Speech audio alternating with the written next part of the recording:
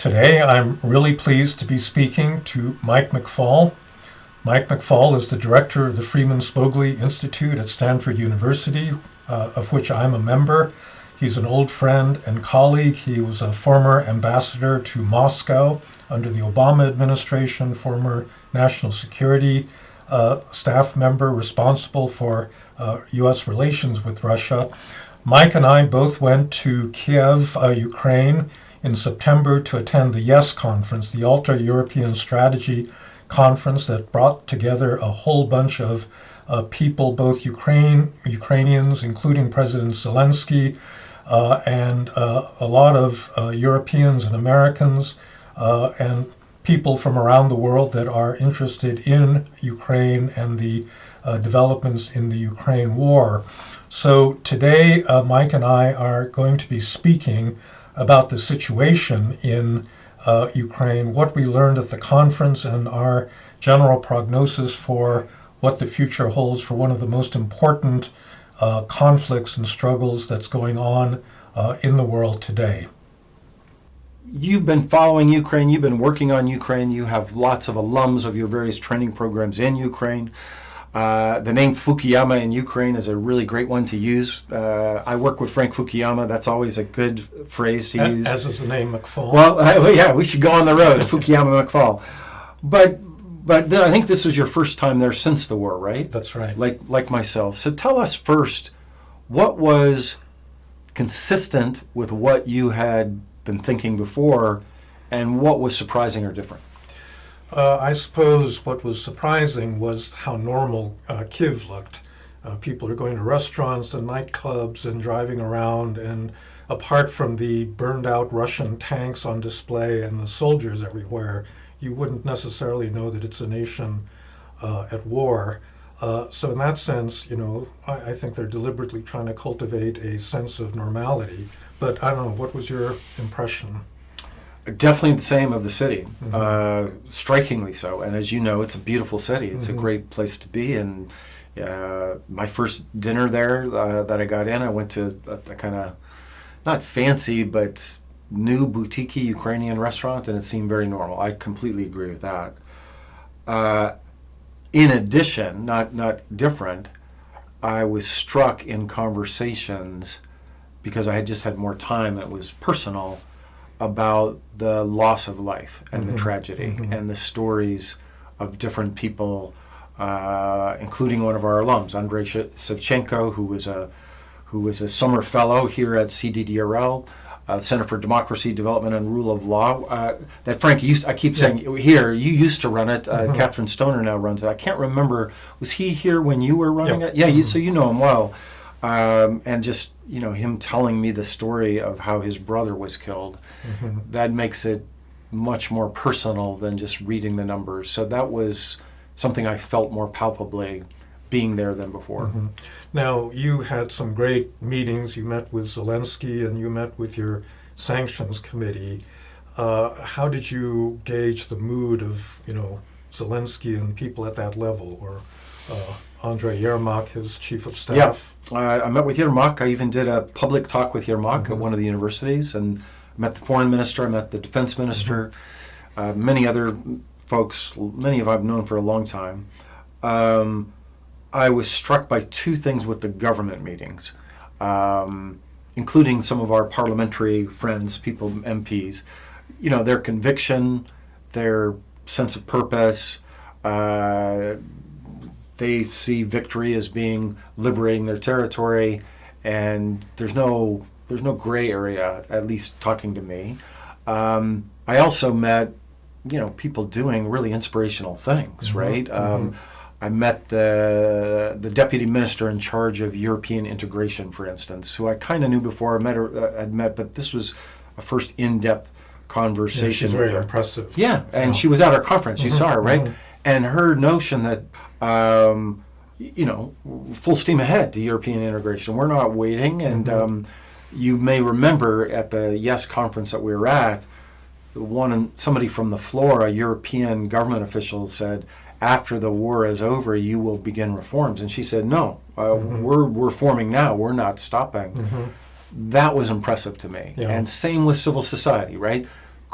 and Parliament. They're critical, but they're also committed to a common struggle. They're not. I didn't sense defeatism at all. I don't know which was your impression on that part as well. Well, we can get to that because I'm a little bit worried about the situation on the ground. Certainly, nobody expressed any defeatism.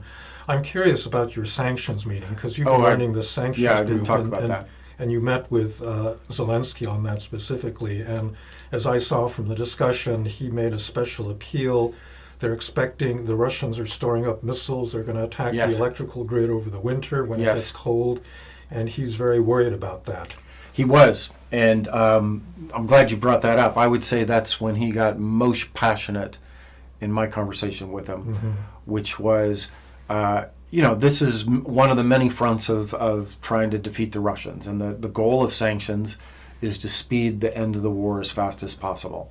And I want to be clear, the world has done some important things on sanctions. We can go through that list. And I think our study group, our working group, has helped to push the imagination. They've done some things today that people say were impossible a year and a half ago. But you got to keep pushing. And his frustration was a sense of kind of malaise and the notion that not more can be done, and he knows that more can be done, and of the loopholes in the sanctions regime, particularly about technologies. And we published a couple papers documenting this with some fantastic data that our Ukrainian colleagues found. And it's just very clear that places like Hong Kong and Kazakhstan and Belarus and Georgia are being used as intermediaries to bring Western technology into Russia that then helps them build rockets to kill Ukrainians.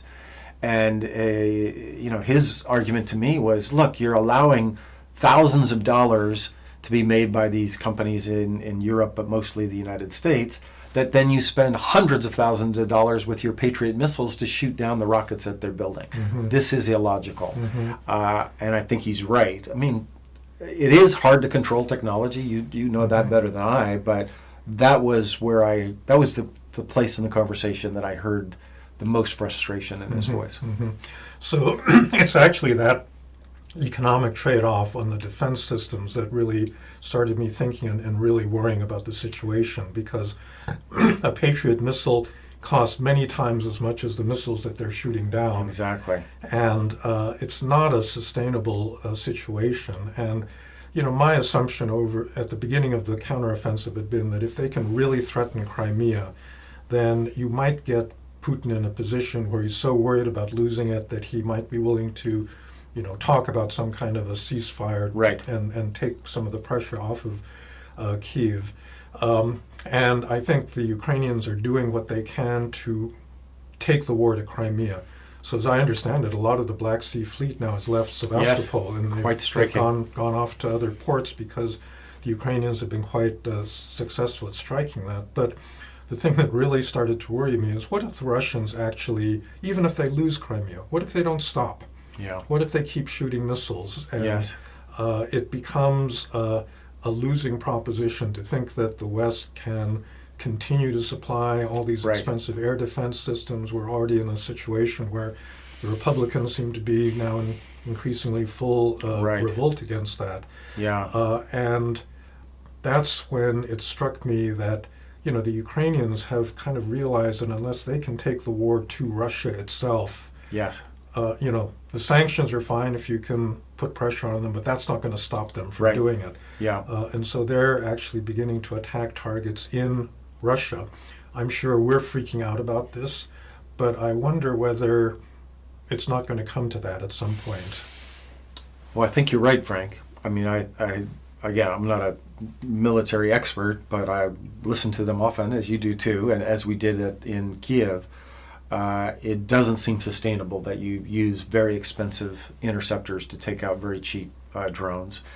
The good news on that is I heard, and I even went to one drone factory, by the way, on this trip. There is innovation going on inside Ukraine because they understand this too, and they, the Black Sea fleet attacks have had these pretty incredible results. Without a navy, they're getting the Russian Navy to leave, but they've got a long ways to go. It's felt to me, talking to people, that this is not, it hasn't scaled yet. And so I do think you're onto something, that they have to change the dynamics. And attacking Crimea, I mean, I think you were arguing that a long time ago, if I'm not mistaken. So I think they are doing that now. But what happens inside Russia? Obviously, there are more attacks than there were before. It makes people nervous. But in the West, and I suspect in the Biden administration, I don't suspect, I know. But what choice do they have? Like, they've got to do something. Yeah, I think that's a choice that we're going to be facing, whether to support that sort of thing. What was your sense there? There are a lot of Europeans and other Americans about, the prospects for NATO. There's going to be a NATO summit coming up in Washington next year. How do you think things stand in that front? Well, what I want and what I predict are probably two different things. What I think should happen is at the Washington summit, NATO should invite Ukraine to join and issue a formal invitation. I worry. Remember, despite all the propaganda that Putin and his supporters said, NATO expansion was stuck since 2008. Right. I was in the government for 5 years after 2008. I can tell you definitively that there was no push from us or any other European country for Georgia or Ukraine. It was stuck. Putin achieved his goals by invading Georgia. He stopped that momentum. We need to say that honestly and stop pretending that we have been working this issue, and the Biden administration didn't either, right? So it's been a long time, and they only got incrementally better at the last summit. I think they need in Washington to do that. But there is a difference between issuing an invitation and membership. And that process typically takes 2 years. With Ukraine, it could take longer. I think and that's fine. I just think you need the signal that it's not a question of if, but when. And Putin needs to know that too. Putin needs to know that this is not something he's going to be able to stop. Yeah. But that's my position. Okay. My prediction is same as it ever was, and just another kind of incrementalism. Because my sense is that it has to do with our domestic politics. I think the idea that Biden would announce this, and if Mr. Trump is the candidate in the summertime, and he would say, you see, I'm the one that kept us out of wars. President Biden, he probably wouldn't be that polite. He'd probably say Joe Biden is the one to drag us in. So tragically, I think our domestic politics will get in the way. Well, it's not just our domestic politics. Yeah. I mean, the position of a lot of the European NATO allies is that, yes, we want Ukraine in, but only when the war is over. Right. And, that's basically an invitation to Putin to keep the war going. Right. And he can do that just by lobbing more and more missiles into literally forever Ukraine. Yeah. And the war will never end, and therefore the invitation will never come. And so they've got an out. And that's another reason why I think actually that missile issue is really important. Yeah, and good point. What is it going to take to get the Russians to stop that? Right. Tell me what you thought about, just in general, at the conference we were at, the Europeans versus the Americans versus Ukrainians. I know that's a big question, but like you say, there were lots of interesting people from all over Europe. Any takeaways from that? Like how the debates are different? Yeah, I'm not as worried about Europe as I was previously, mostly because of France. I think that, earlier in the summer, Macron really just realized that trying to reach out to Putin was just a hopeless task. And he kind of flipped on that. And he had been one of the big people pushing to somehow include them in a broader Europeans. And in fact, he's now taken a little bit more forward a position than the Biden administration. That's right. That's encouraging. I guess, this is not something that came up necessarily at the conference, but there's just a big problem now in Eastern Europe because of the farmers and the grain situation, where a lot of Polish, Romanian farmers have seen their prices drop because of all the Ukrainian grain. And again, this is directly due to the Russians targeting their Exactly. ability to export this stuff. I know. Polish election is coming up.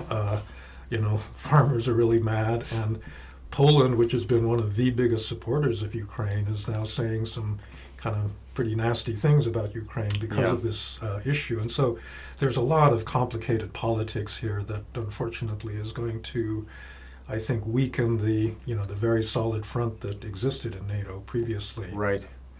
And the tragedy, of course, is that because Ukraine is efficient in its agricultural production, which is what we all want, they're being punished because of the inefficient farming industry in these countries. Yeah, I was struck by that. I had not been following that debate as closely as I should, and I did not appreciate all politics are local, and that most certainly is there. Can I ask you one other question back to the war? Is there a scenario, just tell me about counteroffensives, right? Mm-hmm. Everybody talked about the counteroffensive. One of my takeaways is that the Ukrainians are planning for many counteroffensives.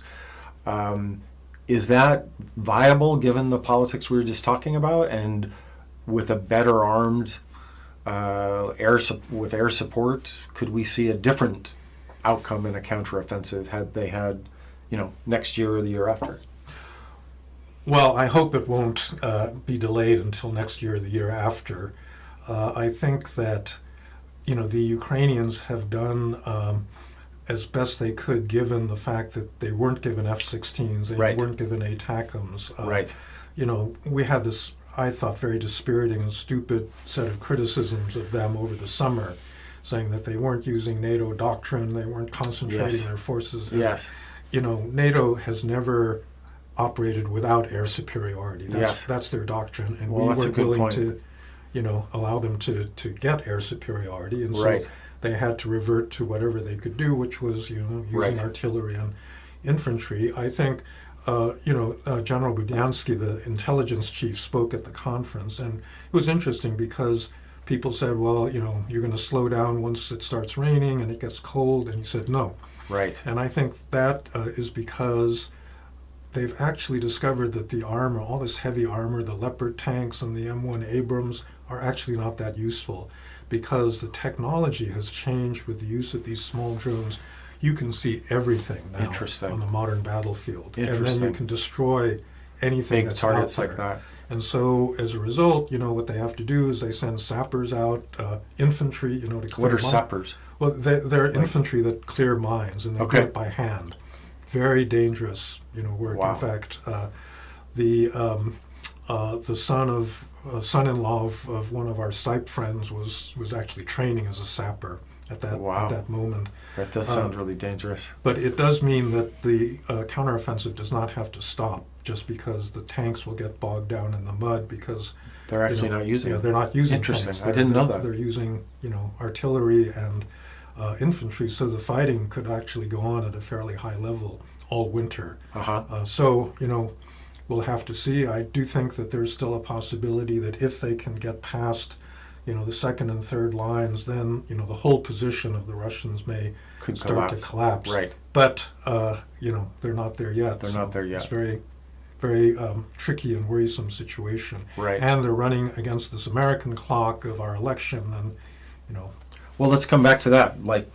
Tell us how you read the American clock, both the drama that we're witnessing today with the House and the longer term. I would say that in the short run, because there actually is a bipartisan majority of members of Congress that actually want to support Ukraine, that they're going to figure out, past the McCarthy's leaving the speakership, how to get another aid bill in. But I do think that once you get into next year and the election campaign, it's going to be hard certainly to increase that level of support. Because Trump will be out there talking, and every other Republican now has kind of taken this up, except for Nikki Haley, a couple of people that are never going to be the candidate. Right. So I do think that there is an American time clock, unfortunately, that's ticking, working. That's hard to hear.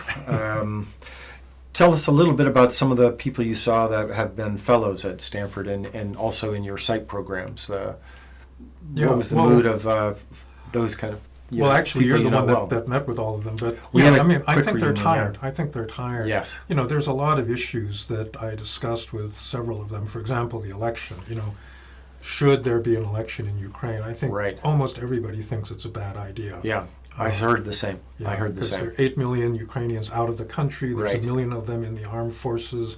The condition, just technically registering all those people and getting them to vote is going to be an insuperable Right. problem. It's going to be a huge distraction in the middle of a existential Right. fight for survival.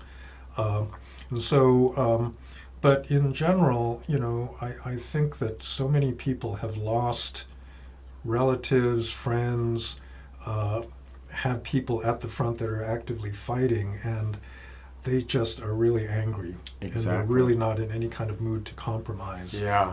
You know, That's what I- I didn't see as any kind of war weariness, saying, okay, maybe we really need to think about, stopping. Yeah. Frank, I guess that was probably my biggest takeaway, which I can't feel in Zoom calls and email, which is people are tired. People are worn out and they're working hard, and some of the domestic politics stuff of the president's office being too strong and all that. That was greater than I had anticipated. But the main thing was exactly what you said. After you've lost so much, you want to just keep fighting. You don't want to negotiate with these people. Mm-hmm. And I'm using the word people. Russians, that's a very diplomatic word. That was not a word used many times. Yeah. And I think that is hard for outsiders to understand, right? We're thinking about it in the abstract. There's so many people in America talking about, well, we just need peace. They just need peace. And there's two things that they don't get about that. One, after you've lost your loved ones and you've lost so much, the idea of negotiating with them, they're angry. The other part, of course, is they completely leave out of the equation. It takes two to tango. Putin doesn't want to talk. It's clear. I listen to Putin, so you don't have to, and everybody else doesn't have to. I've been listening to him for a long time, for many decades, and the people around him, they think that time is on their side. And especially before our presidential election, there's just no opportunity to have a peace accord or a ceasefire. And that I think I wish more Americans understood. Yeah. I actually think that the 2024 presidential election in the U.S. is going to be one of the most important elections in our history. Yes. And world history could go in very, very different directions depending on the way that one goes. Thanks for listening to this Frankly Fukuyama video and podcast. We are going to continue this discussion as time goes on. If you want to read more about Ukraine, please follow my blog, Frankly Fukuyama, on the American Purpose website, and be sure to subscribe to this Frankly Fukuyama YouTube channel. Thanks a lot for listening.